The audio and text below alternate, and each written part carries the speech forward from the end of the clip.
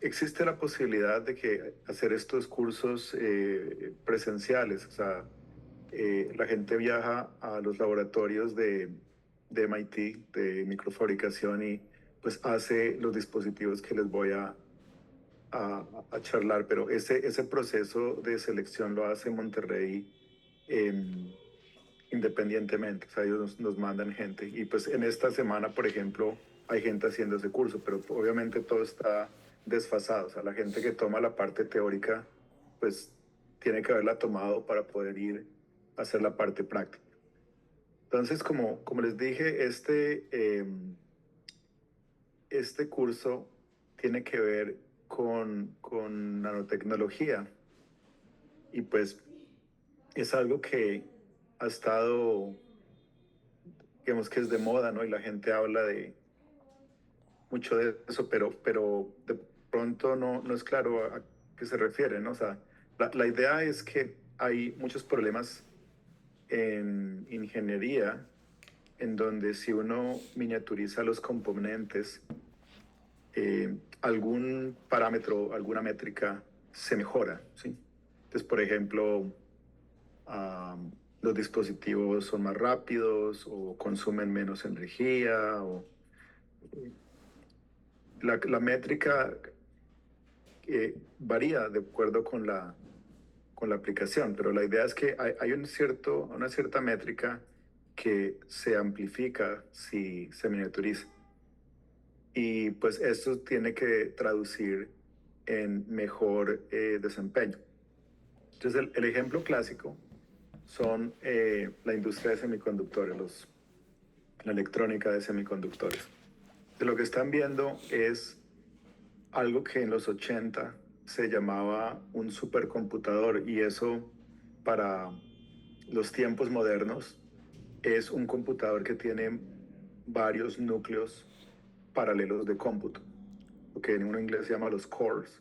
Entonces, en este momento un computador casi que estándar viene con varios núcleos de computación y se consiguen de muchísimos. O sea, mi laboratorio tiene un computador, nosotros lo usamos para simulaciones de nuestras investigaciones, pero para nada somos eh, expertos en simulaciones numéricas ni esto, y nuestro computador tiene, yo qué sé, 50 núcleos, pero pues, se consiguen de muchísimos más, ¿no?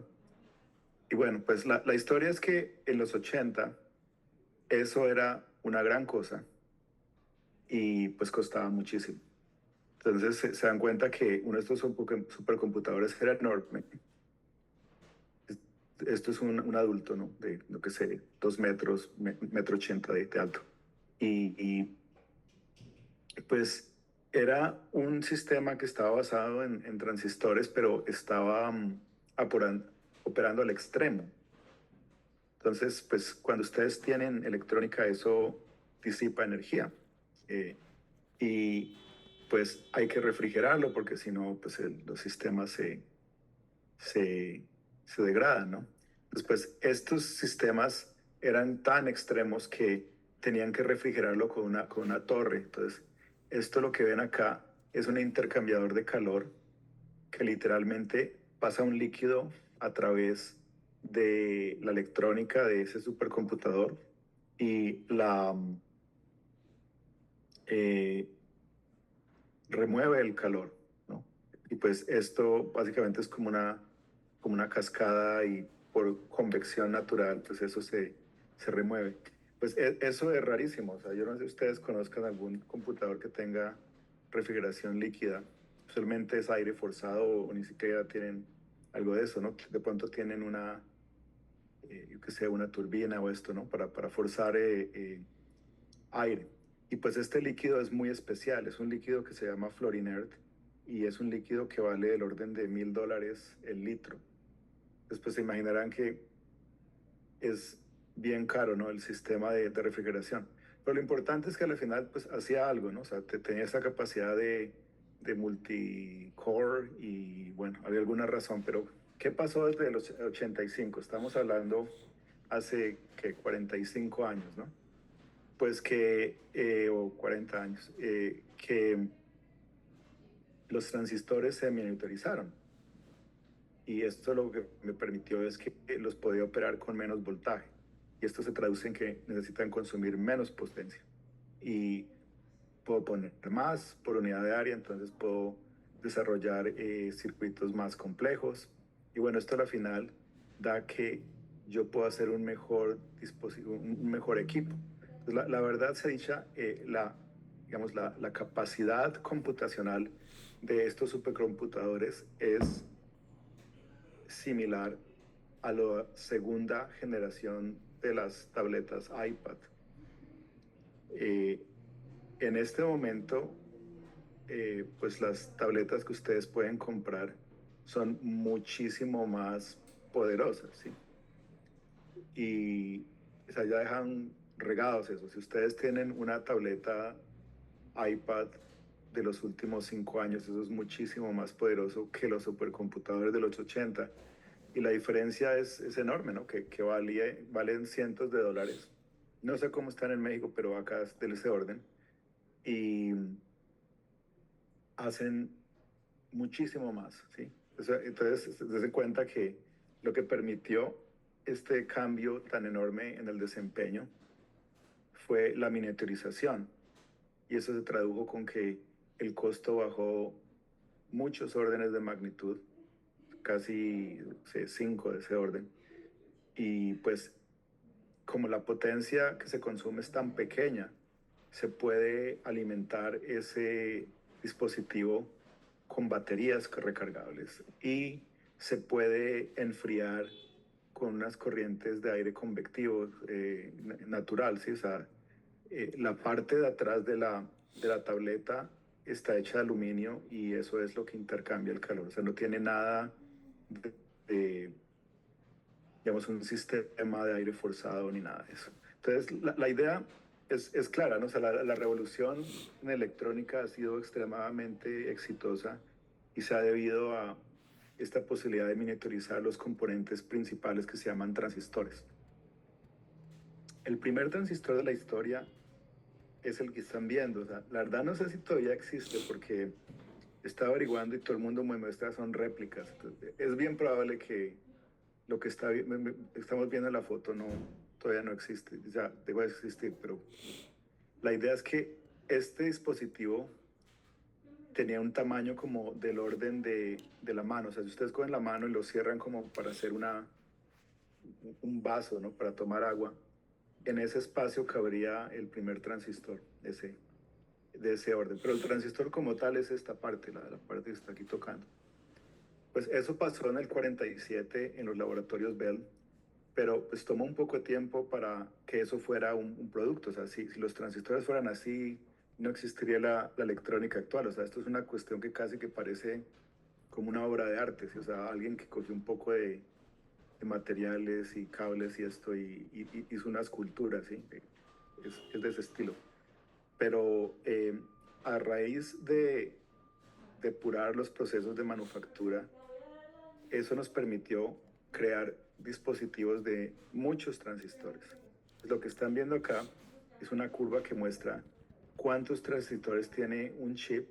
O sea, el chip es como la parcela, la superficie en donde tú pones tu circuito integrado, ¿no?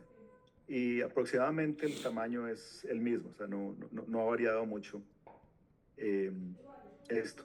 Entonces, esto se puede tomar como por unidad de área que está pasando, pero realmente como estamos contando los transistores.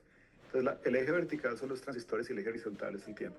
De lo primero que nos damos cuenta es que tomó un poco de años, o sea, digamos 25 años de estilo, hasta que yo pude poner algo del orden de 1000 transistores, ¿sí? Y una vez yo pude poner eso, comenzó a crecer, digamos, la estructura interna de estos dispositivos, de los circuitos. Y en este momento estamos hablando de poner algo así como 50.000 millones, ¿sí? O sea, un 5 seguido por 10 ceros. Eso es un montón de transistores y eso lo que me permite es poder hacer operaciones mucho más complejas y poder hacer operaciones en paralelo. Y pues esto es lo que se llama la ley de Moore, pero realmente no es una ley, es algo así como una imposición de la industria para desarrollar mejores productos, ¿no? Y pues lo han seguido con cierta regularidad, ¿no? Pero pues en este momento tenemos un problema y es que estamos llegando al límite de lo que se puede hacer. O sea, tú no puedes hacer cosas más pequeñas que átomos porque ya deja de ser el material. O sea, si ustedes tienen un pedazo de, yo qué sé, de aluminio y lo comienzan a dividir, eso sigue siendo aluminio. Entonces, si escuchan a los matemáticos, van a decir que usted puede partir ese material infinitesimalmente hasta llegue a nada, ¿sí? Pero si le preguntan a los físicos, va a decir eso no es verdad, sino hasta que llegan a los átomos, porque si tú tienes átomos de aluminio y los partes, eso ya no es aluminio, ¿sí?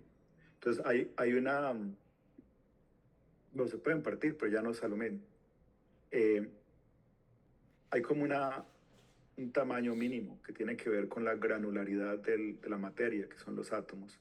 Y no estamos muy lejos de eso, porque un nanómetro es del orden de 10 átomos.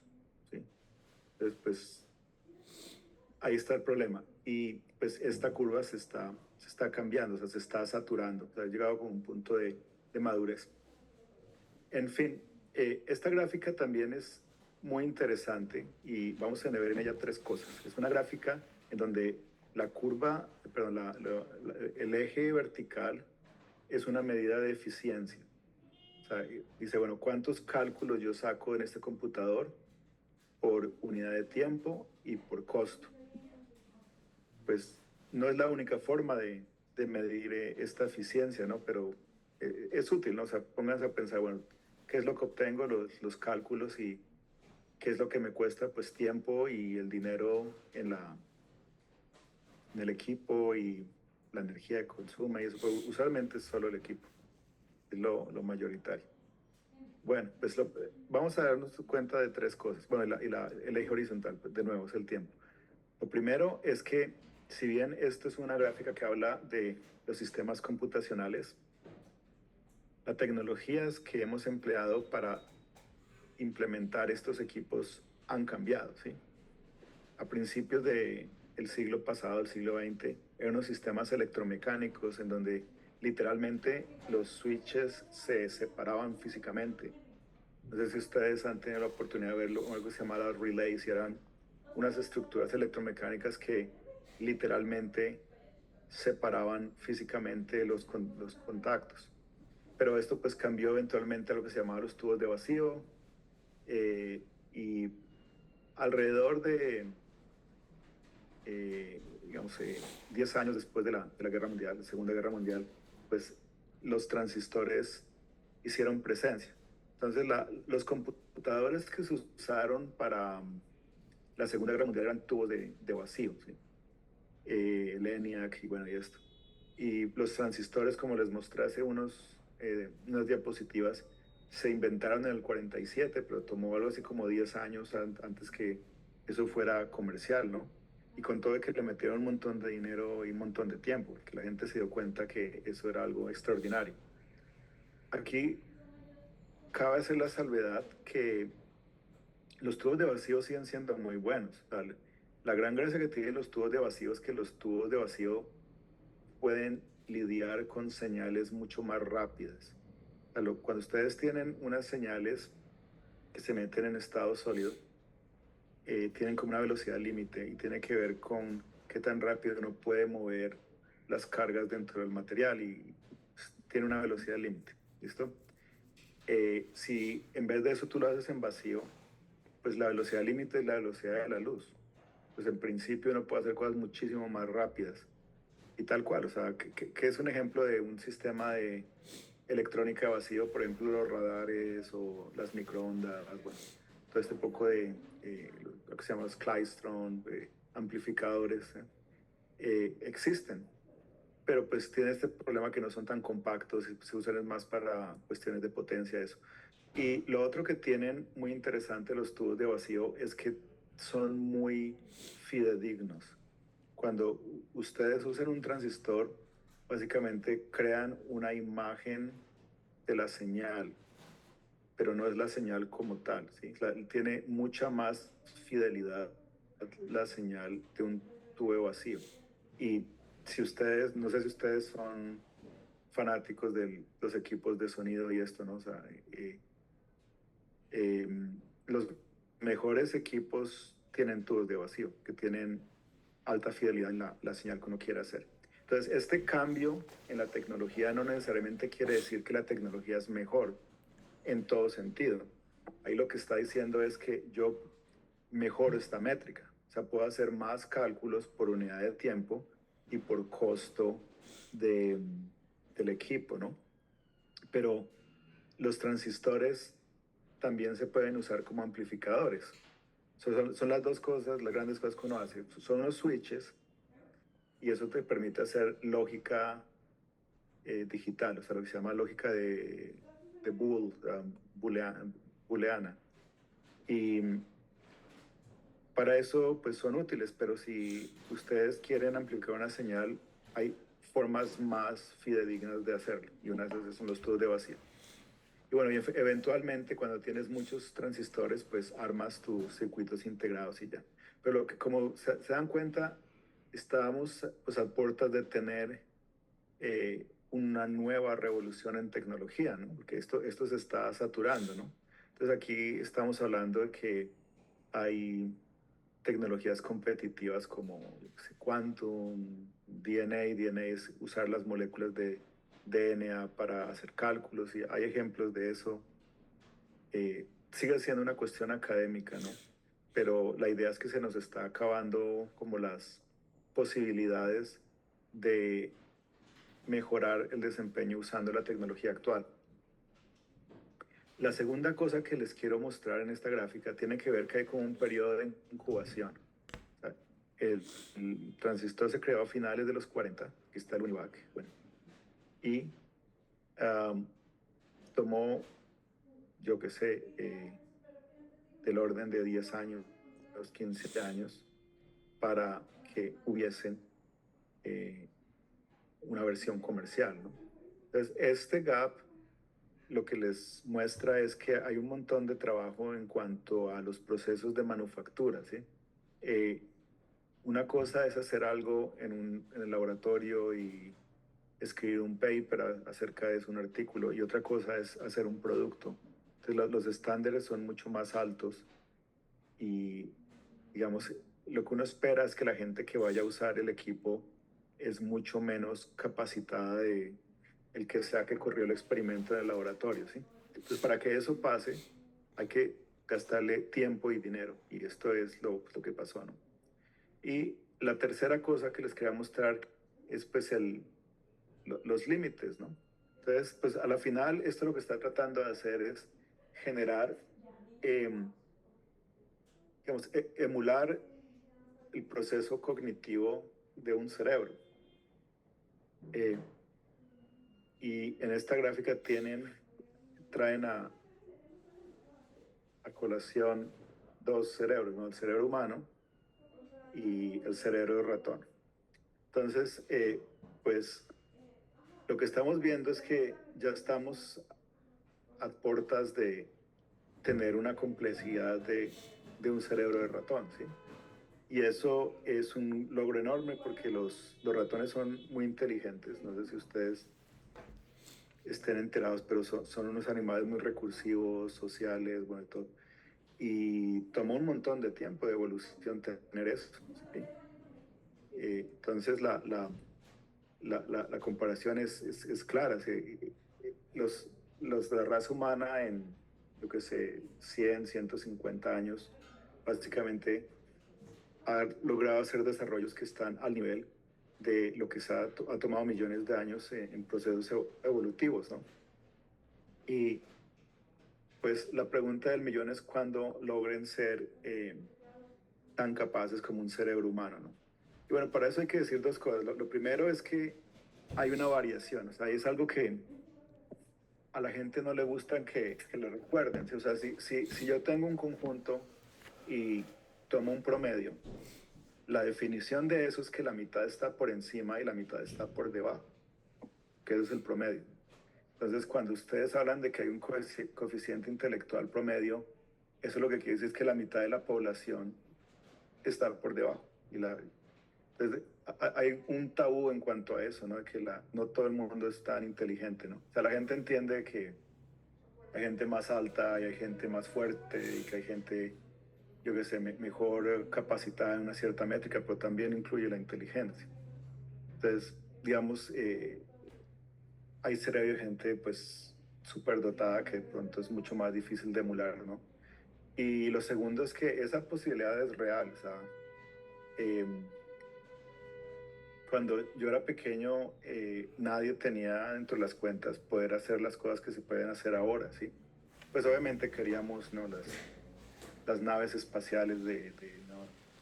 de viaje a las estrellas y esto, ¿no? Que todavía no han pasado, ¿no? Pero cuestiones como los robots y eh, la tecnología que tenemos por inteligencia artificial, eso parece que fuese de películas y de una novela de ciencia ficción.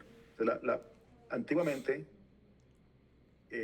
no se podían hacer cosas porque no se daba abasto, ¿sí? O sea, yo podía tener un montón de información, pero es que no era humanamente posible hacer los cálculos.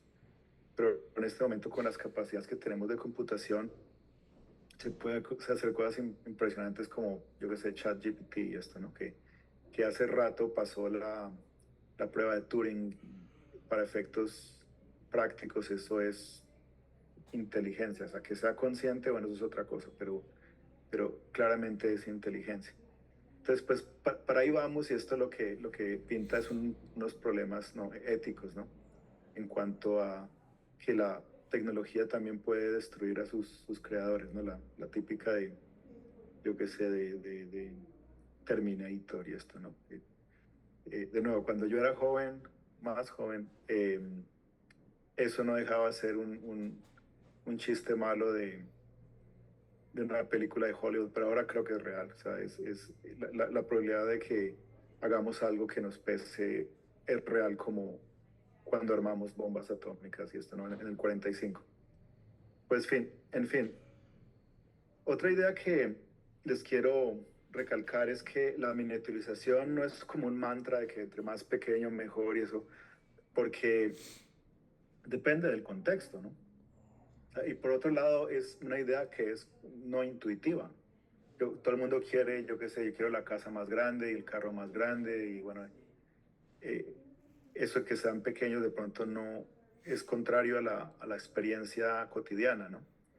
Pero pues como les dije, la física de muchas de estas cosas dictamina que la miniaturización mejora el desempeño. Pero dependiendo del contexto hay como un límite. O sea, si ustedes están tratando de hacer algo y llegan hasta cierto punto, no tiene sentido ir más allá, porque o no te paga nada o es contraproducente. Entonces les voy a mostrar una serie de ejemplos en donde están los puntos óptimos dependiendo de, del problema, ¿no? Entonces, un problema que MIT sabe hacer bien es el cuento de los fluidos. Y en este caso microfluidos, y pues lo que ven ahí, esto es una turbina. O sea, es básicamente el mismo equipo que está montado en los motores de los aviones, ¿sí? Los aviones tienen unos motores, tienen una turbina y un compresor y combustor y esto. Y la idea es que son máquinas rotacionales que lo que hacen es comprimir el aire, quemarlo con un combustible y lo expanden en unas turbinas y así es que extraen el calor. Entonces, esto uno lo usa para dos cosas, para alimentar la energía que se necesita en el compresor y lo que queda de energía se usa como impulso. O sea, son motores a chorro, básicamente. Y pues paralelo a eso está pues el desarrollo del ala, ¿no? Para que pueda volar y esto. Entonces la idea es que uno puede miniaturizar ese sistema y basado en la física lo que tiene sentido es llegar a esta escala, es que este es del orden de 1 o 2 centímetros de diámetro. Y pues si se escalase más, se producirían problemas como, yo qué sé, que se produciera mucha más pérdidas de potencia por efectos viscosos o cosas así. Otros microfluidos también caben dentro de esta categoría. O sea, la gran mayoría de los microfluidos tienen los canales del orden de 100 micras, 50 micras, 25 micras. Ah, también están conectores, ¿no? Habíamos hablado de los relays. Ya cuando llegamos a la escala de las micras, estamos hablando que es una escala en donde yo puedo, digamos, interactuar con los campos electromagnéticos, con los fotones. Entonces, esta estructura, por ejemplo, esto es como una tubería para luz, se llama en inglés waveguide, y está pensada para infrarrojo. Y vamos a ver en unas diapositivas por qué el infrarrojo es tan importante, pero para, digamos, para resumirles la historia en este momento, pues una cantidad importante de la energía que sale del sol es infrarrojo.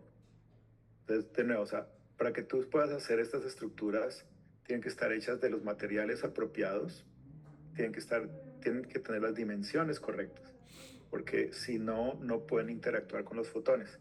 Si sigo miniaturizando estas estructuras, yo llego a unas estructuras que interactúan con la luz visible.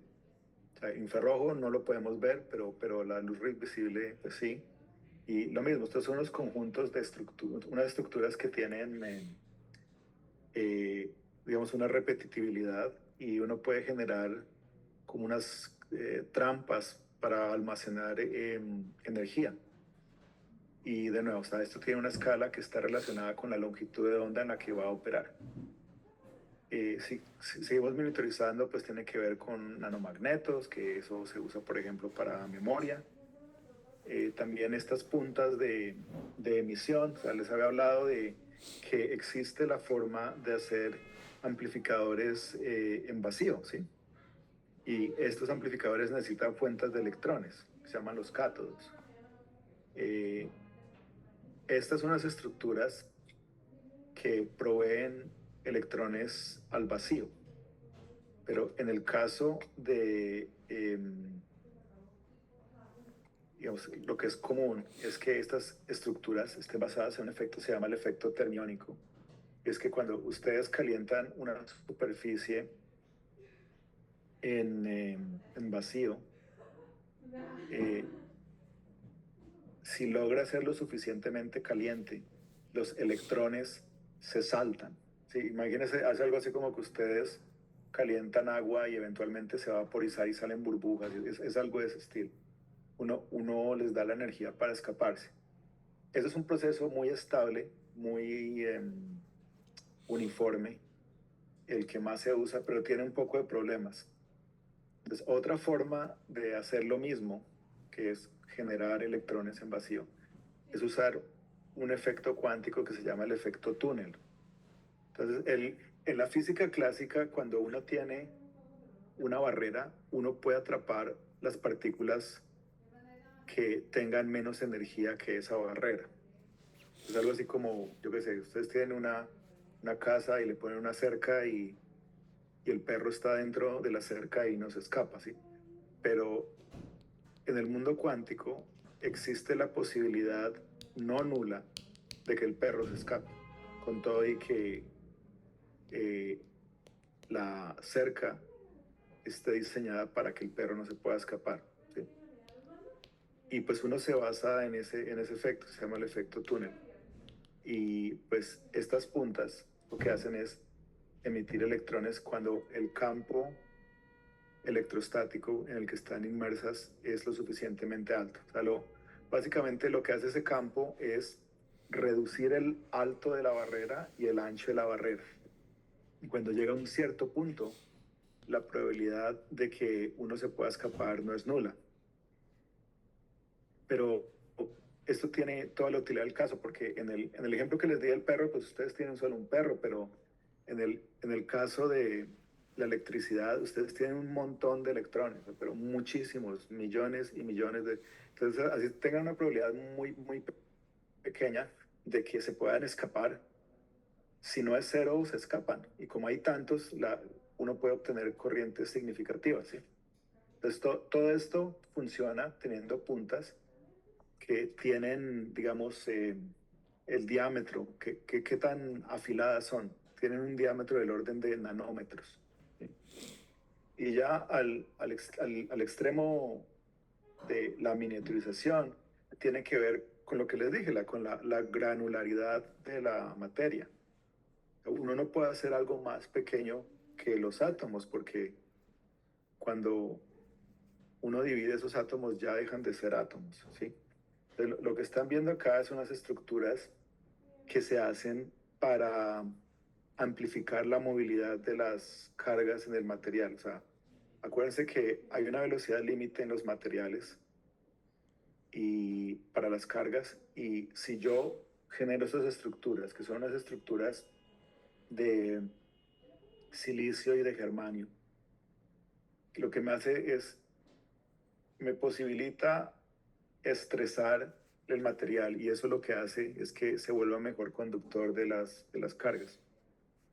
Es algo que fue una sorpresa porque el modelo clásico dice que están desacoplados, pero eso es realmente lo que pasa. ¿Sí? O sea, el esfuerzo de tensión hace que se vuelvan más móviles.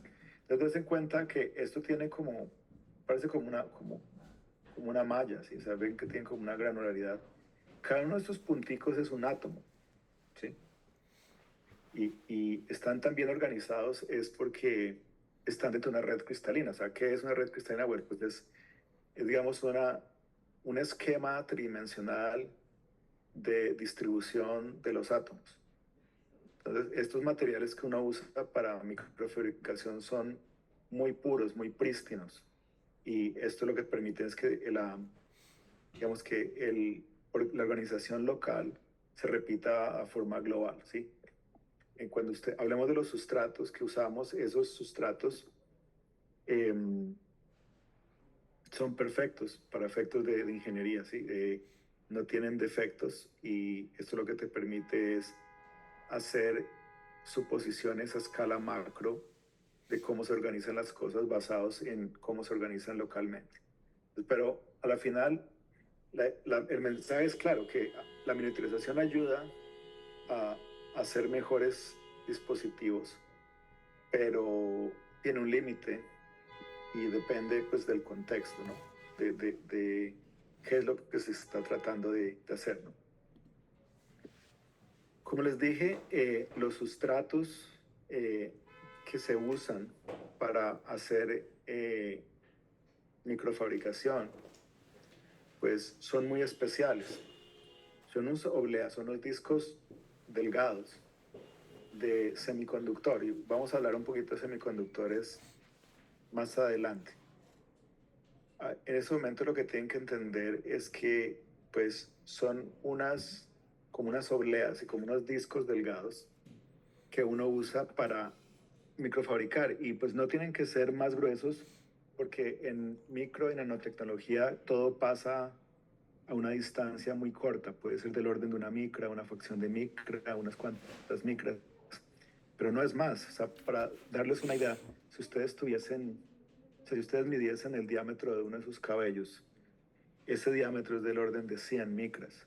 Entonces, es como 100 veces más pequeño usualmente el rango de interacción en microfabricación.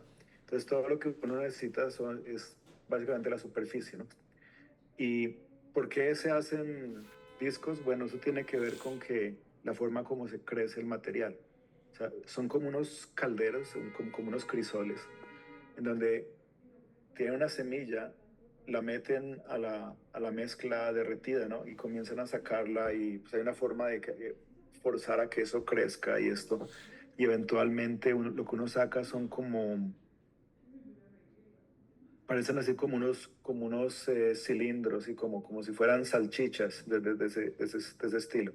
Y una vez tenga uno eso, pues los corta así en tajadas, en rodajas, ¿no? El rey de los semiconductores es el silicio, pero hay muchos otros materiales. Por ejemplo, si están interesados en semiconductores, está germanio, está carburo de silicio. También si están interesados en propiedades ópticas, pues tiene que ver con vidrio, con cuarzo, etcétera. Y pues la oblea como tal no es el dispositivo. Usualmente lo que uno hace es usar un, un área pequeña de esa oblea. O sea, ustedes tienen esta oblea, pues para hacer cuenta, esa oblea debe ser del orden de 4 pulgadas. Que las obleas vienen de 2 en 2 pulgadas, o sea, pueden ser 2, 4, 6, 8, 10. Lo está cogiendo con la mano. Yo no creo que sean 6. 8 es de este estilo, en mi mano, de esta punta, de esta punta. Debe ser del orden de 4 pulgadas. Y cada una de estas parcelas es lo que nosotros llamamos un dado. Y ese patrón pues se repite, o sea, cada una de estas parcelas es idéntica, ¿sí? Entonces es otro sistema de proyección y pues la idea es que uno hace muchas copias del dispositivo, o sea, la razón por la cual la electrónica está, um, es asequible a mucha gente es porque se hace mucho producto, ¿sí? Si no se usasen esos procesos que se llaman batch fabrication, es que uno procesa en paralelo, esta olea se está procesando y es una sola olea, pero realmente es un conjunto enorme de parcelas. Entonces, todas estas parcelas se están procesando en grupo. Entonces, lo que me permite reducir los costos es precisamente eso, que yo puedo procesar en paralelo muchos dispositivos. Antes de comenzar el módulo como tal del NanoLab, les quiero hablar sobre las tecnologías que usamos para hacer microfabricación. Entonces, esa es como la salsa secreta. Eh, la microfabricación es una cuestión que tiene mucho de arte y tiene mucho de experiencia. ¿Ok? Ah, conceptualmente, usamos 6 um, procesos para procesar materiales en microfabricación. Pero los detalles pues, son específicos del problema que quieren solucionar. Pero de una forma global hay 6 tipos de procesos y el primero es poner material en todos lados. La, la idea es que cuando uno hace microfabricación es un proceso muy distinto a como uno hace las cosas a escala humana, ¿sí? Si ustedes hacen cosas con sus manos, lo más probable es que tenga que ser algo alrededor de manufactura aditiva, ¿sí? Yo que sé que ustedes van a cocinar, yo que sé, no sé, ustedes deben tener tacos, ¿sí? Los tacos esos mexicanos, pues ustedes que cogen la tortilla y le ponen cosas y le ponen otras cosas. Eso es más como manufactura aditiva, pero en escala de microfabricación, de lo que se trata es que uno pone el material por todos lados y después lo remueve. Y esto tiene que ver con que de esta forma se garantiza la pureza del material, ¿sí? Cada vez que ustedes interactúan con el material, existe la posibilidad de que introduzcan impurezas. Entonces, lo que tiene sentido es poner el material en todos lados y después removerlo. Entonces, eso es algo así como, yo que sé, que ustedes quieren, creo que ustedes lo llaman tortas o emparedados, ¿sí? O sea, por ejemplo, una torta de jamón, donde tienen el pan y tienen el jamón y el queso y esto y el otro pan. Eso a escala humana se hace con manufactura aditiva, o sea, uno coge las partes y las pone y esto. En escala de microfabricación se hace muy distinto, es algo así como si ustedes tuviesen una sábana de pan, la ponen y tienen una sábana de queso y tienen una sábana de jamón y la sábana de pan de nuevo y cuando esté todo armado, entonces hacen la remoción del material, lo que en inglés se llama patterning, y terminan con el sándwich. Pero la idea es que ese sándwich es mucho más puro, o sea, tiene mucha menos contaminación. Y eso lo ayuda muchísimo porque la contaminación, como van a ver, tienen un papel muy importante en el desempeño eléctrico de los dispositivos. Pero para efectos de, en este momento, lo que estamos hablando, la primera técnica tiene que ver con poner material en todos lados. Entonces, por ejemplo, yo tengo mi oblea y yo quiero, yo qué sé, poner óxido de silicio encima porque quiero hacer un capacitor o no sé. Pues existen técnicas que me permiten hacer eso. Aquí menciono tres, pues CVD se llama, es una sigla que quiere decir Chemical Vapor Deposition. Es una técnica muy interesante que se desarrolló en el siglo XX y tiene que ver de cómo depositar materiales sin gastar el sustrato. Si yo tengo un sustrato de silicio, yo que sé, quiero depositar nitruro de silicio.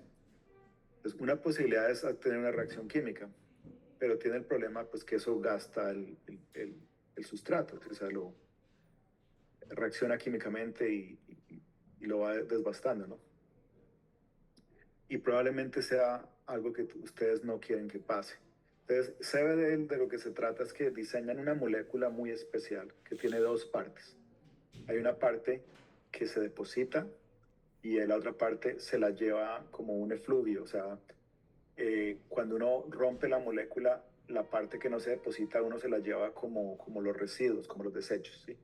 Y pues estas moléculas son muy especiales, son artificiales y tienen que ver con que la termodinámica de la molécula es tal que cuando se parten, la parte que se deposita es sólida y cae como una lluvia. ¿Sí? Hago cuenta como una lluvia, o sea, la lluvia es gotas de agua y eso cubre las superficies, pero esa lluvia puede ser lo que ustedes quieran. Esa puede ser de lluvia de óxido de silicio, de nitro de silicio, de metal. Eh, y la parte que no se deposita es un gas, o sea, es una molécula bien especial y pues uno se la lleva. El PVD tiene que ver con procesos físicos de deposición y uno de ellos es, por ejemplo, evaporar. O sea, si ustedes en vacío tienen un crisol y lo calientan mucho, eso se derrite y de la superficie líquida sale un vapor y ese vapor es muy direccional. Y también se puede usar pues para microfabricación. Y la otra técnica que tenemos acá se llama oxidación y tiene que ver con básicamente reaccionar químicamente el silicio y generar óxido de silicio. Y pues se preguntarán, pero ¿por qué no? Pues tiene que ver con dos cosas. Que el silicio es el rey, que la gran mayoría de la electrónica que ustedes usan está hecha en silicio. Y tiene que ver con que tiene un desempeño aceptable y es muy barato. O sea, hay silicio en todos lados. Es de los elementos más abundantes en la Tierra. Ah, eh, también tiene que ver con que el óxido de silicio es muy buen aislante eléctrico. Entonces, tiene sentido generar óxido de silicio. Entonces, en este caso, tengo una reacción química, puede ser oxígeno, puede ser agua, y eventualmente lo que uno hace es oxidar el silicio, o sea, sacarle eh, óxido y pues uno puede usar eso para microfabricación. La segunda técnica tiene que ver con remover material en todos lados. Entonces, imagínense que ustedes tienen una oleada de silicio y que le crecieron óxido de silicio, pero se les fue la mano, o sea, querían poner una micra y les crecieron micra y media, bueno. Entonces, ¿uno qué hace? Pues hay unos métodos que permiten hacer ese desbastamiento. En particular hay dos que quiero mencionar. Uno se llama wet etching y es químico, ¿sabes? Baños químicos. Uno coge la oleada, la sumerge en un baño y la gran gracia que tienen los procesos químicos es que son muy selectivos. Digamos, la mezcla de químicos ataca a ciertas cosas y a ciertas otras no. Entonces yo tengo químicos, por ejemplo, que atacan óxido de silicio, pero no atacan el silicio. Entonces esto me permite localizar el ataque, ¿no? Pero también hay otro proceso y se llama CMP, es Chemical Mechanical Polishing. Y es un proceso que se usa en la industria y es para planarizar.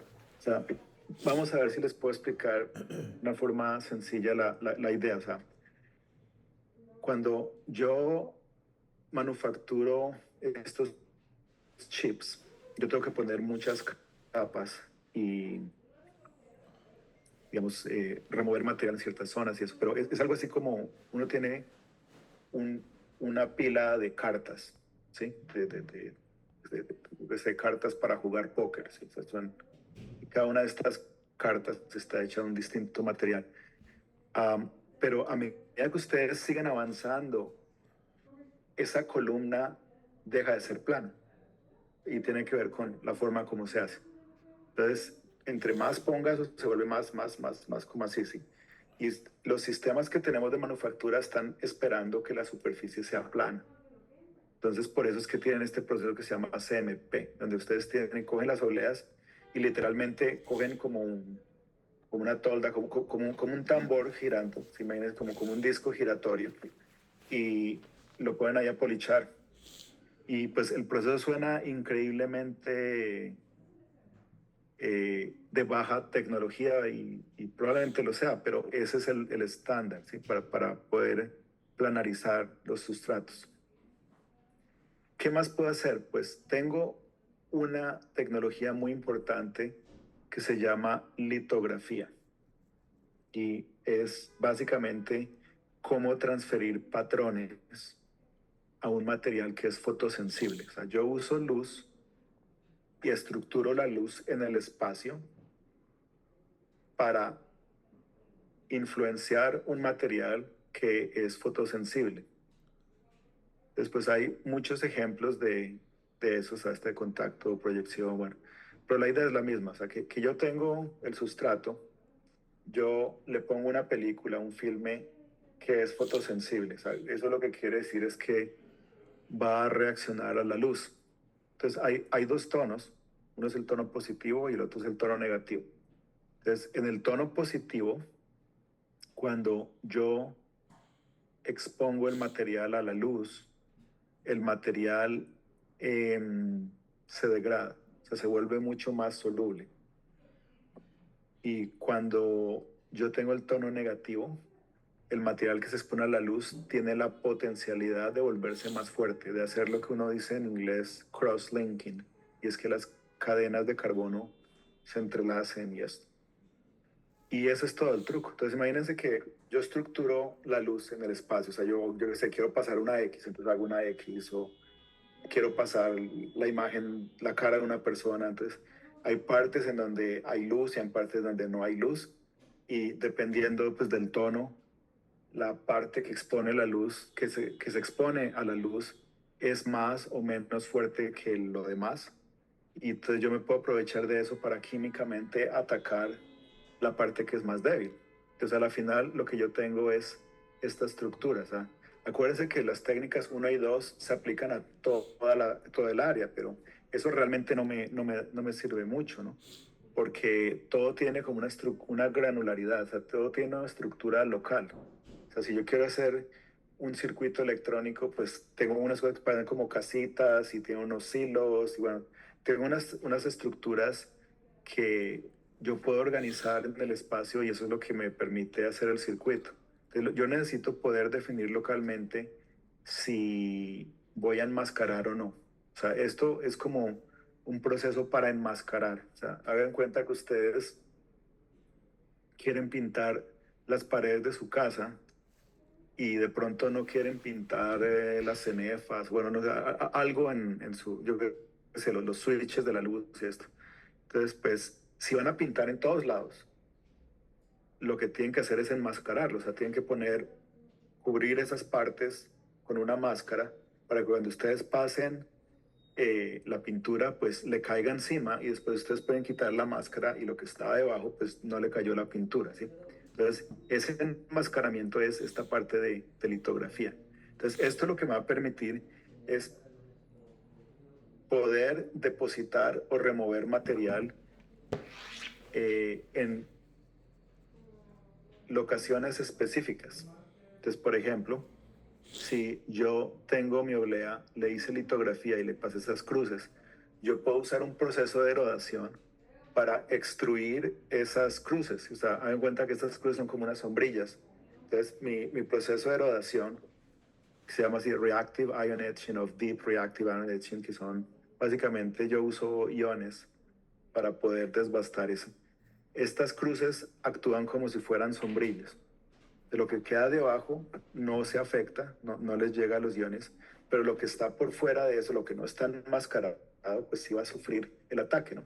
Entonces una vez yo tengo eso, pues puedo remover, o sea, ese filme que les digo es un filme, el filme fotosensible es un filme orgánico, o sea, está hecho de carbono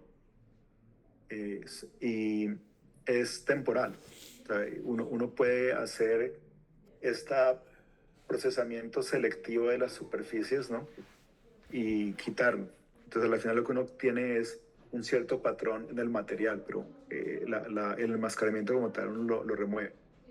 Yo puedo hacer lo mismo para remover, perdón, para depositar material. Entonces, yo tengo mi sustrato, tengo mi enmascaramiento y yo lo voy a usar de nuevo como una sombrilla. O sea, en las partes que están protegidas por el enmascaramiento no se le va a caer el material. Entonces yo puedo depositarlo y aquí, por ejemplo, esta es la forma, por ejemplo, en donde uno eh, genera una estructura de un material inerte. O sea, por ejemplo, oro. ¿Uno cómo hace electrodos de oro? Una posibilidad es que uno haga litografía y lo haga de una forma tal que o sea, cuando yo deposito ese filme lo proceso localmente en un patrón, eso tiene como unas caras laterales, ¿sí? Y el ángulo de esas caras tiene que ser o vertical o reentrante para que este truco funcione. Y es que la idea es que yo tengo mi sustrato y tengo mi litografía y yo depositar material de una forma muy direccional, por ejemplo, por evaporación. Entonces, si esto tiene una reentrante, lo que yo voy a hacer es que cuando como deposito el material y es tan direccional, yo voy a tener una discontinuidad entre el material que está tocando el sustrato y el material que está encima del enmascaramiento. Entonces, esa discontinuidad lo que quiere decir es que físicamente están desconectados, ¿sí? Entonces, lo que yo tengo que hacer es atacar químicamente el enmascaramiento para que la parte que está encima se vaya, se pueda remover. Entonces, uno cómo hace eso, pues tienes el sustrato, tu patrón está acá, lo pones boca abajo y lo atacas con, yo que sé, acetona o esto, y esto por gravedad pues se cae. Pues, obviamente el proceso dura un montón, o sea, uno haciendo, este proceso se llama lift off y puede durar días, pero a la final lo que tú quedas es el material que cayó directamente en contacto con el sustrato, eh, se pega y está estructurado en la forma que tenía la litografía y el material que estaba pues encima se removió por efecto de que se removió el enmascaramiento. Bueno, y la última técnica es una técnica que tiene que ver más con las micromáquinas. Y o sea, hasta ahora todo lo que hemos hablado es qué pasa con un sustrato. O sea, al sustrato le puedo poner esto, o agregar esto, o quitar esto, bueno. Pero, ¿qué pasa si la micromáquina necesita más de un sustrato? Pues hay unas técnicas que te permiten unir varios sustratos. Y pues es algo, como les digo, que se usa mucho en micromáquinas, pero que realmente no se ha explorado a forma comercial como se debiese. O sea, en MIT, por ejemplo, hemos hecho micromáquinas que requieren 10 obleas. O sea, cogen 10 obleas y les ponen una a una a armar el dispositivo. Um, lo normal en la industria es unir dos. Por ejemplo, yo qué sé, yo hago una cavidad y yo quiero unir esto porque yo qué sé, esta cavidad lo que me va a permitir es que mi micromáquina esté rodeada por un ambiente hermético o un ambiente neutro, ¿sí? O sea, una atmósfera especial. Y pues yo como una de esas obleas, pues depende del material. Por ejemplo, puedo usar calor y presión y eso sería fusión. Puedo usar anódico y es que un sustrato es silicio y el otro sustrato es un tipo especial de Pyrex. Pyrex es un vidrio que tiene borosilicato y básicamente lo que yo hago es calentar la oblea hasta que los iones de sodio sean móviles. O sea, yo sé, 300 grados centígrados, 350 grados centígrados. Y esto lo que me permite es hacerlos migrar. Entonces yo puedo poner un voltaje, una diferencia de voltaje, y fuerzo los iones de sodio a migrar y cuando llegan a la interfase con el silicio se difunden y eso es lo que permite hacer el sellamiento. Pero también puedo hacer compresión térmica y es algo así como, no sé si ustedes alguna vez han hecho emparedados de mantequilla de maní, es básicamente lo mismo. O sea, ustedes cogen los dos pedazos de pan, le ponen mantequilla de maní acá, le ponen mermelada o esto acá y los unen.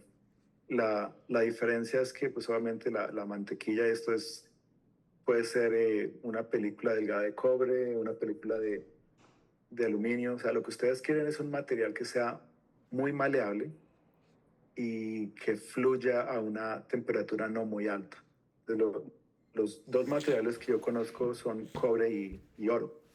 Y ustedes ponen del orden de, yo qué sé, un cuarto de micra en cada cara, lo calientan, lo comprimen y eso une. Bueno, entonces, como les dije, todo lo que uno hace en microfabricación tiene que ver con estas 6 técnicas. Y los detalles específicos pues dependen de uno qué está haciendo y cuáles son los materiales y cuáles son las escalas. Estoy haciendo una máquina que mide una micra o 10 micras o una fracción de milímetro, porque las técnicas tienen como un nicho, ¿sí? O sea, las técnicas de manufactura no funcionan para todas las escalas. Y esa es como la salsa secreta. Si ustedes, hay gente que sabe mucho de eso y pues así cobra, ¿no? Porque puede, digamos, ahorrarle un montón de problemas y dolores de cabeza a la gente. O sea, la microfabricación es un tanto un arte y también depende de quién lo haga, ¿sí? Porque es un conocimiento que no es tan fácil como de distribuir, ¿sí? O sea, esa es la razón por la cual ciertas um, universidades o centros de manufactura pueden hacer cosas mejores, ¿sí? O sea, la microfabricación es muy, muy quisquillosa. O sea, por ejemplo, hay una compañía que de pronto ustedes han escuchado, Intel, ¿no? La que hace chips. Entonces, ellos tienen estas fábricas de hacer chips que se llaman foundries, ¿ok? Y cada una es idéntica, ¿sí? O sea, pero hasta el último tornillo, ¿sí? O sea, son copias de lo mismo. Y es porque es la única forma de hacer los procesos moderadamente repetibles. Entonces, si los reactores y todo esto, digamos, los componentes del laboratorio, si se hiciesen en formas distintas, habría una cierta variabilidad y eso afecta la manufactura de chips. Porque digamos, un chip típico tiene 50 máscaras, 100 máscaras y tiene un montón de filmes. Entonces, imagínense que cada proceso tenga yo que sé, una probabilidad de éxito del 99%, pero si tienen 1000 de esos, terminan con la probabilidad de que el chip funcione bien es mucho menor, ¿sí? Porque es una cuestión geométrica. Usted coge punto 99 por punto 99 por punto 99 y eso se va volviendo más y más y más y más pequeño. Entonces, realmente necesitan unas probabilidades de éxito por proceso muy, muy altas para que ellos puedan tener al final un producto. Bueno, en fin, eh, este laboratorio tiene que ver con 3 módulos, como les dije, y de lo que se trata es de mostrar el acervo de herramientas y de equipos que tiene el cuarto limpio en MIT que se llama MIT NAN. Entonces, hay un primer módulo que es que vamos a hablar hoy en los últimos minutos, tenemos como de 20 minutos, 15 minutos, que son celdas solares. Y para hacer estos dispositivos se usan los equipos más, digamos, avanzados que tenemos, ¿sí? Tienen que ver con los procesos que son más pulcros. Hay un segundo módulo que es el que vamos a ver mañana y vamos a ver una micromáquina que se llama cantilever, o sea, eso es una viga envoladiza. Y realmente eso es un transductor y vamos a hablar de eso mañana, pero Así en resumidas cuentas, un transductor es un objeto que es como el puente entre dos tipos de energía. Por ejemplo, ustedes tienen energía potencial y eso se vuelve movimiento o desplazamiento, entonces eso es un actuador. Pero también puede ser, yo que sé, que tenga un sensor, entonces detecta la presencia de un cierto químico y eso lo que hace es que haya cambios eléctricos. Entonces ese dispositivo es como el puente entre el mundo químico y el mundo eléctrico, ¿sí? Y pues esto se hace con materiales y procesos que son muy puros, pero no tan puros como los que se necesitan para hacer electrónica. Y al final hay un tercer módulo que vamos a hablar el viernes y tiene que ver con microfluidos. Y es un tema pues que MIT hace muy bien y que es un tema que um, Monterrey Tech está muy interesado porque tiene que ver con procesos, digamos, con tecnologías de bajo costo para hacer medicina, ¿sí? O sea, digamos, tener un dispositivo para determinar si alguien tiene COVID o bueno. Entonces, estos dispositivos eh, usan muestras que son líquidos o son fluidos, o puede ser, yo qué sé, la sangre, la saliva, eh, lo- los gases que uno interactúa, ¿no? Cuando respira. Y pues estos dispositivos tienden a ser más grandes y tienden a no necesitar la misma segregación. O sea, en este caso, segregación quiere decir que yo tengo un sustrato y ese sustrato no puede ver ciertos materiales porque lo afectaría adversamente, ¿sí? Y, por ejemplo, hay ciertas impurezas que si se meten a los circuitos matan el desempeño eléctrico. Entonces, por eso es que uno tiene que hacer hasta lo imposible para que no entren en contacto, ¿sí? Eh, en fin, eh, comencemos hoy, ya para acabar en estos minutos, a hablar un poco de celdas solares. Entonces, lo que van a ver es que es una estructura en donde primero hablamos de por qué es importante el módulo, es el dispositivo que va a permitir hablar del módulo. Eh, Segundo, vamos a hablar cómo se construye. Y tercero, vamos a hablar de cómo se sacan datos experimentales. Y pues lo que van a ver es que a medida que avanzamos, los módulos se vuelven más complejos, pero se vuelven más interesantes, ¿no? O sea, uno puede hacer más cosas y se pueden analizar mejores las cosas. Entonces, comenzamos con celdas solares. Y pues, la idea general es que la energía, o sea, el mundo civilizado necesita energía para funcionar. Y la energía que hemos estado usando hasta ahora eh, eh, es no renovable, o sea, tiene limitada. Estos son unas esferas, imagínense algo en 3D, ¿sí? De lo que estamos mostrando es qué tanto de cada tipo de energía tenemos, ¿sí? Por ejemplo, aquí esto es el carbón, o sea, tiene 900 unidades. Estas unidades son teravatios por año. O sea, teravatios año por año. Perdón, teravatios año. Teravatios es una medición de potencia y año es pues una de tiempo, ¿no? Entonces tenemos 900 y si usamos el uranio de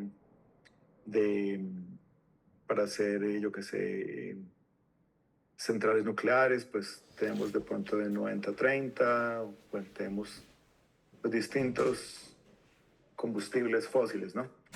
Pero estamos consumiendo del orden de esto, de 16 teravatios año por año. O sea, cada año consumimos 16 teravatios año. Y en, eso fue en el 2009, que eso fue hace casi 15 años. Y para el 2050 necesitamos 28 teravatios año. O sea, en este momento debemos estar del orden de 20, no sé, de ese estilo, 20 teravatios año. Entonces eso quiere decir que si no tenemos sino esas fuentes de energía, en cuestión de décadas se nos va a ir todo, ¿sí? O sea, por ejemplo, 900 y lo divides entre 20, mal contados son 40, en 40 años. O sea, a este punto ustedes aún van a estar vivos y van a ver cuando se acabe el último pedazo de carbón en la Tierra, ¿sí? Entonces, ese es el problema, que los combustibles que tenemos eh, se van a acabar y se van a acabar a una escala humana, ¿sí?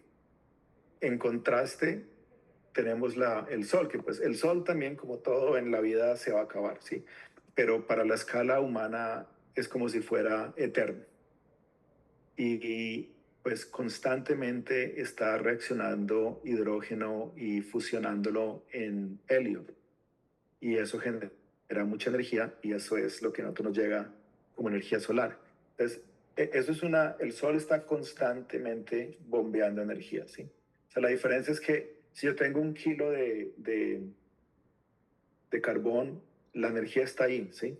Mientras que el sol está dando la energía es a través está emitiendo una potencia y es a través del tiempo. O sea, si a mí me llega una energía durante 1 segundo y me llega 10 veces la energía en 10 segundos y me llega 100 veces la energía en 100 segundos, ¿sí? Entonces, esta esfera enorme es la energía que nos llega solar en un año. O sea, desde cuenta que si fuese posible de aprovechar el 0.01% o sea, 1 por cada 10.000 partes de la energía solar, con eso ya teníamos para tener satisfacer todas nuestras necesidades. Y muchas de estas energías renovables también tienen que ver con el sol, o sea, el viento tiene que ver con procesos térmicos y es el sol, la biomasa, o sea, todas las plantas y esto es que absorben luz y eso lo procesan, pero la energía está ahí. De hecho, muchas de estas fuentes no renovables también es solar, o sea, el gas natural, eso, eventualmente eso viene de las plantas y los animales que hace muchísimo existieron y hubo unos procesos geológicos, bueno. Entonces, a la final es el sol y también dense cuenta en cuanto a tamaño, o sea, honestamente la energía renovable que tiene sentido es la solar, ¿sí? Sé que hay gente que trabaja en mareas, geotérmica y eso, pero esos son cuestiones así como niches, ¿sí? Por ejemplo, en Islandia, porque Islandia es un volcán, ellos usan mucho la energía geotérmica, o sea, cogen un líquido y lo meten, entran en contacto con el magma y de ahí sacan el calor y funciona bien, pero geotérmico en Estados Unidos no tiene sentido. O sea, había que hacerlo muy profundo y bueno, en muchos sitios no. Lo mismo lo de la energía eólica. La energía eólica es muy errática. O sea, la energía solar básicamente uno sabe que está activa de día y en uno puede predecir cuándo y cómo, y sí, de acuerdo, hay nubes y esto, pero el, en la parte eh, de viento es mucho más volátil, ¿sí? Entonces, al parecer, si uno ve esto, tiene todo el sentido, ¿sí? Pero el problema tiene que ver con los costos. O sea, lo que estamos viendo acá es una gráfica relativamente actual, en donde a la final a uno, ¿qué le cuesta generar energía, ¿no? Entonces, esta parte azul tiene que ver con lo que cuesta el equipo. Hay unos equipos de mantenimiento y esto, y bueno. Y la otra barra, o sea, las dos barras principales que quiero que les pongan cuidado. Una es la azul, que es lo que cuesta el equipo, y la barra gris, que es um, el combustible, o sea, qué tanto cuesta hacer esto. Entonces se cuenta que cuando usamos la fotovoltaica, ¿sí? Esto, pues el costo del combustible es cero, claro. Hay un cierto costo de mantenimiento, pero el costo enorme es el equipo, ¿sí? Y ustedes lo comparan, por ejemplo, con una planta diésel. en donde el costo del equipo es mínimo, ¿sí? Y tienen toda esta distancia para seguir siendo competitivo con respecto al solar, ¿sí? O sea, el solar llega hasta acá, ¿sí? Y ahí es donde comienzan a ser comparables. O sea, para que un motor, un generador diésel sea menos atractivo que el solar, el precio del diésel tiene que ser por las nubes, ¿sí? Entonces, esa es el dilema que tenemos, que en este momento los precios comerciales de los combustibles fósiles no reflejan el hecho que se van a acabar, ¿sí?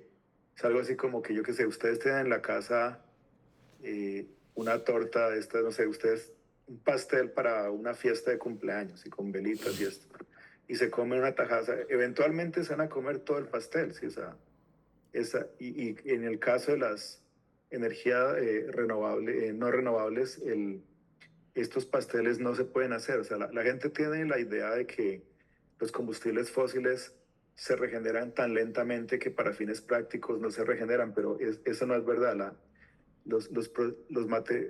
La energía no renovable, o sea, el combustible no renovable se generó una sola vez en la historia geológica de la Tierra y hicieron tanto y ya. Pues el contraargumento es que nosotros realmente no sabemos cuánto petróleo hay. Pero cada vez que exploran encuentran más y más y de pronto han escuchado esto de fracking y esto. Entonces, a la final lo que yo creo que va a pasar es que los hombres no van a, digamos, adoptar estas tecnologías hasta que tengan el agua al cuello, ¿sí? Hasta que realmente tengan que hacerlo. Porque la proposición es muy difícil. O sea, esto lo que quiere decir es que la única forma para que la energía solar tenga sentido es que el gobierno subvencione el equipo. O sea, que es un costo irreal, ¿sí? Es un costo que no tiene que ver nada con eh, el costo real del equipo, ¿sí? Y pues esto va a cambiar cuando se acaben los combustibles fósiles y pues en este momento un galón de gasolina en Estados Unidos vale el orden de $3, $4. Entonces cuando valga 40 yo creo que la gente va a poner cuidado, ¿no? Bueno, entonces otra cosa que debemos ver es que eh, hay una gran variedad en cuanto a el desempeño de las celdas solares. Por un lado, hay celdas muy efectivas que tienen eficiencias del orden del 50%, o sea, la mitad de la energía que les entra sale como electricidad.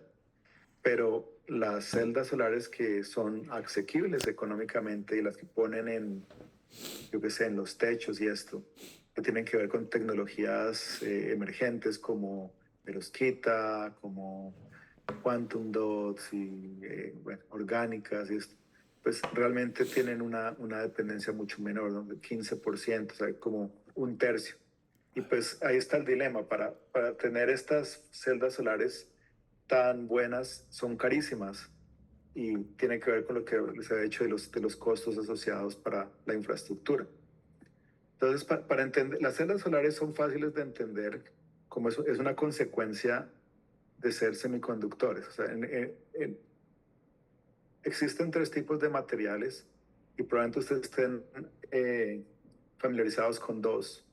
Uno son materiales que aíslan eléctricamente, o sea, dieléctricos, aislantes, ¿no? Que son estos. Y hay materiales que conducen muy bien la electricidad, que son los metales. Ustedes tienen un cable, tiene una cobertura. Esa cobertura es para aislarlo eléctricamente y el núcleo es un filamento de metal y es el que conduce la electricidad. Pero hay un tercer material que está en la mitad y son los semiconductores, que no son ni tan buen aislante ni tan buen conductor. Y también tiene la gran gracia de que si yo le meto impurezas, las propiedades eléctricas cambian enormemente. Entonces, aquí otra cosa, una idea rara en semiconductores es que realmente existen dos tipos de carga. Uno son los electrones de toda la vida, que probablemente ustedes estén familiarizados, y el otro son los agujeros. los agujeros como tal no existen, ¿no? O sea, no hay unas partículas así como los protones o esto, ¿no? Son unas idealizaciones y es que tiene que ver con que uno lo que realmente ve es un flujo de electrones y un flujo como de sillas vacías en donde los electrones se sitúan. Entonces, los agujeros son estas sillas vacías. Entonces, la idea es que yo metiendo impurezas, yo puedo meter exceso de electrones o puedo meter exceso de estas sillas vacías y ambos me sirven. Entonces, la otra gran idea para entender una celda solar es que hay una diferencia de energía entre estas dos bandas. La banda de arriba se llama la banda de conducción y es la menor energía en la que los electrones y los agujeros se pueden mover a través del material sin problema, o sea, se puede conducir. Y la banda de valencia es la energía más alta en donde los electrones y los agujeros todavía están anclados al material, o sea, no pueden fluir. Entonces, esa diferencia de energía se llama el ancho, el band gap, ¿ok? Y ese band gap está relacionado con la longitud de onda. Entonces, ustedes están viendo aquí la distribución espectral de la luz solar. Entonces, en cuenta que la luz visible que pasa aquí, ¿no? Es solo una fracción de lo que el sol emite. Si yo quiero recolectar eh, toda la energía del sol, pues lo que tengo que hacer es usar distintos de semiconductores para coger distintos grupos. Aquí es donde viene esta idea de tener multijunturas, que eran estas celdas solares que pueden tener 50% de eficiencia. O sea, yo tengo una celda de, yo qué sé, de CDS y debajo hay una de arsenio de galio y debajo hay una de germanio y debajo hay de indio, arsenio de indio, bueno. Y eso es lo que hace recolectar distintos pedazos del espectro. Y lo otro también des en cuenta que más de la mitad de la energía es infrarroja. Entonces, si yo quiero hacer una celda solar, para cosechar esa energía tiene que ser de estos materiales como silicio, germanio, etc. Entonces, la idea es bien simple.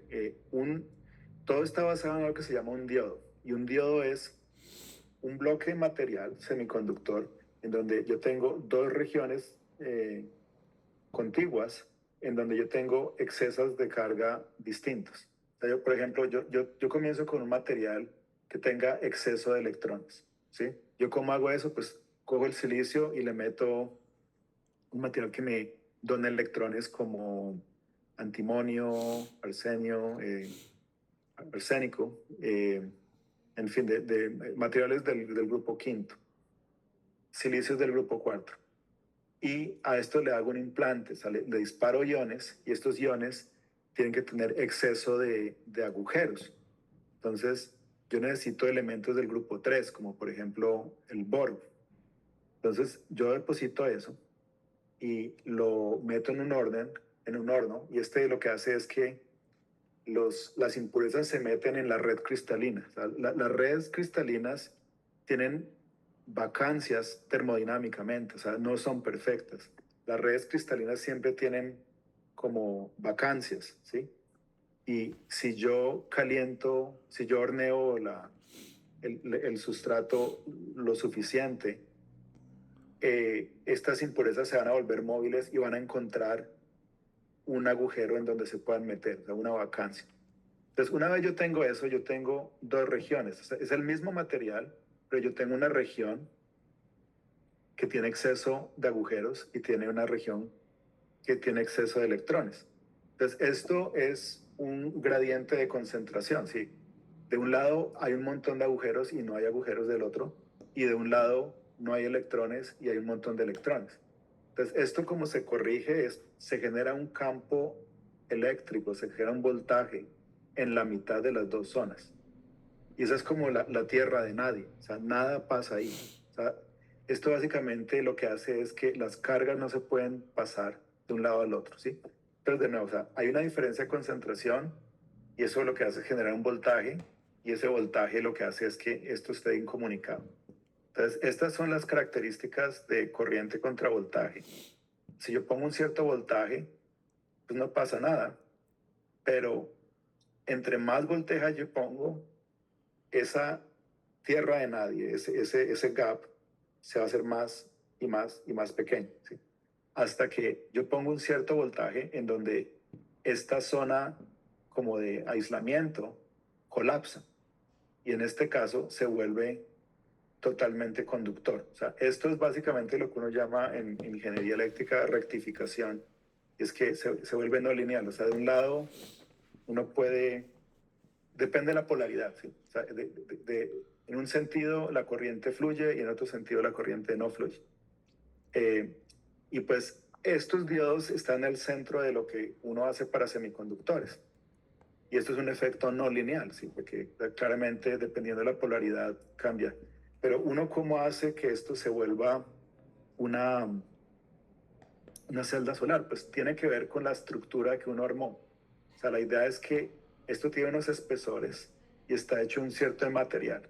Entonces, si yo hago este espesor de una dimensión tal que la luz se pueda meter, o sea, la luz pasa esto, ¿no? Se transmite, se absorbe, y la idea es que llegue hasta esta tierra de nadie. Y si llega a la tierra de nadie, otra de las ideas raras de semiconductores es que los fotones se absorben como una pareja de electrones, un electrón y un agujero.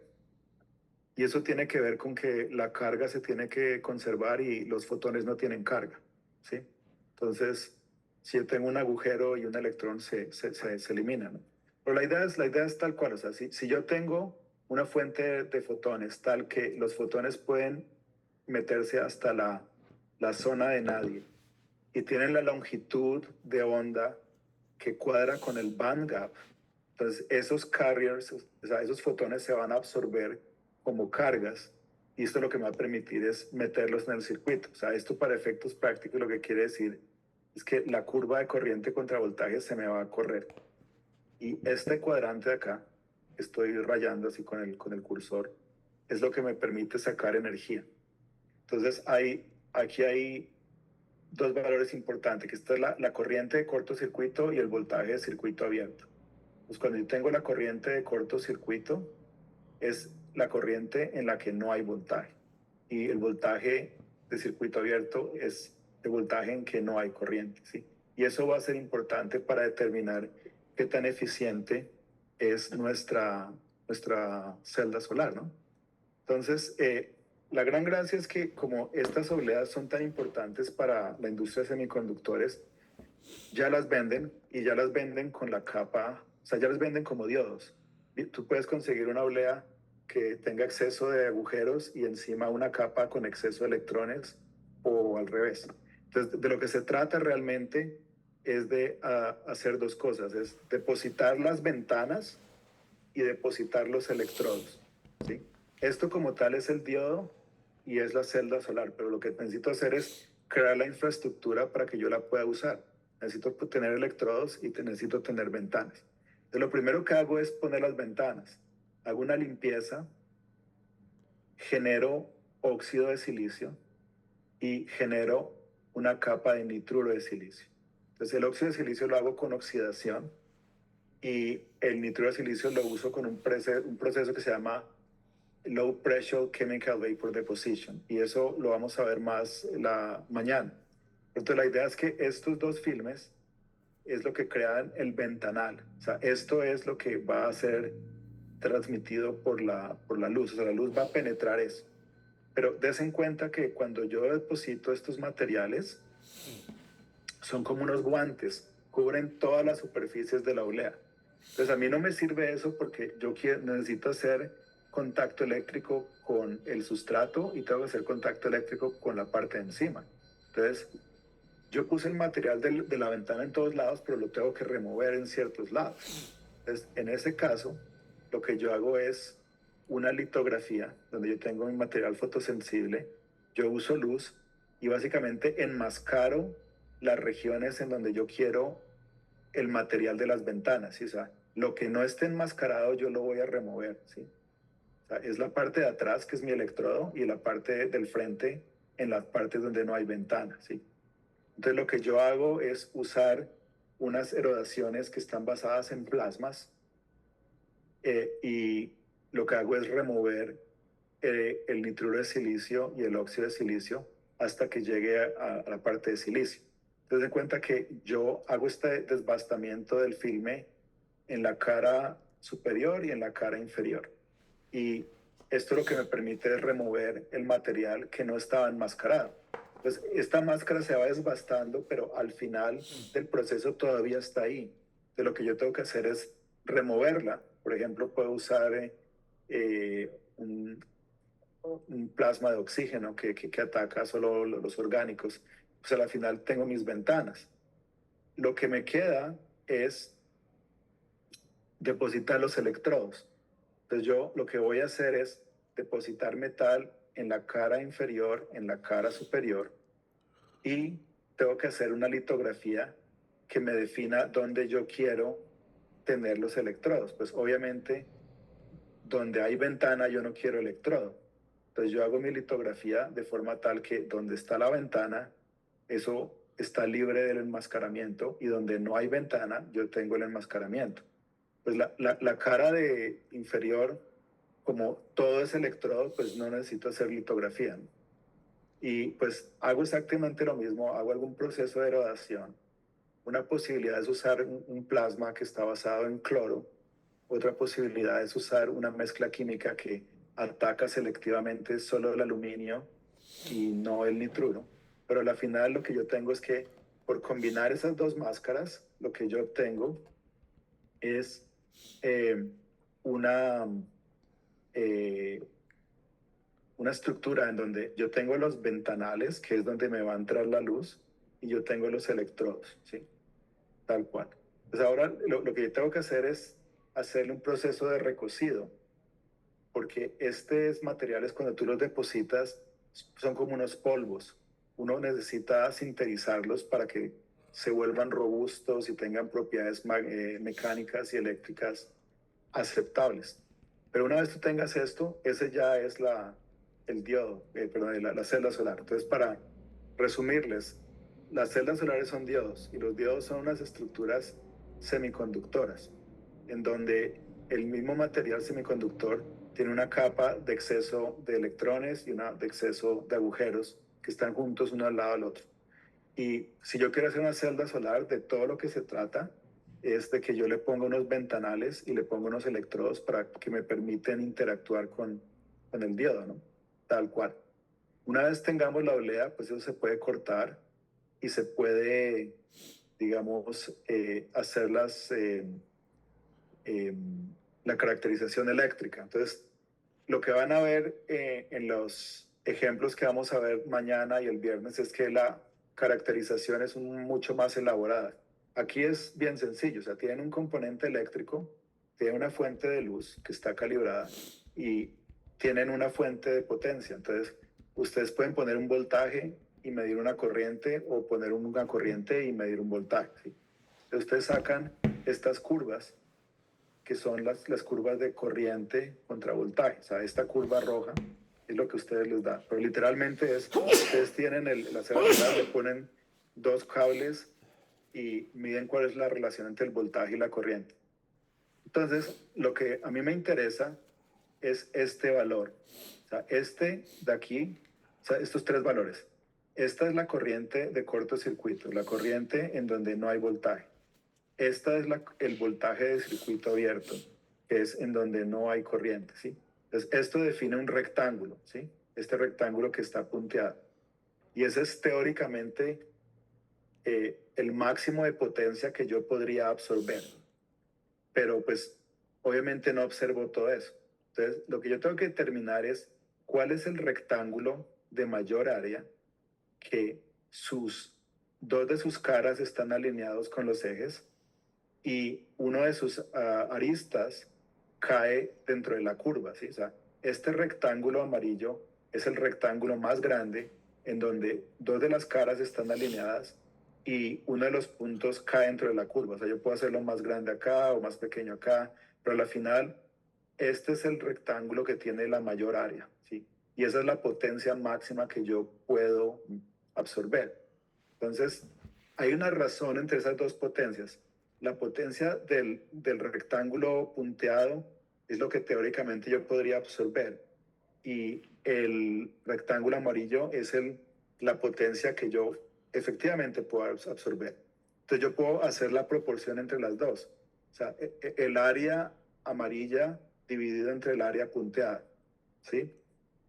Y eso es lo que se llama el fill factor. Entonces, eso es una medida de eficiencia, pero también tiene que ver que también está hecha la celda solar, o sea, la manufactura.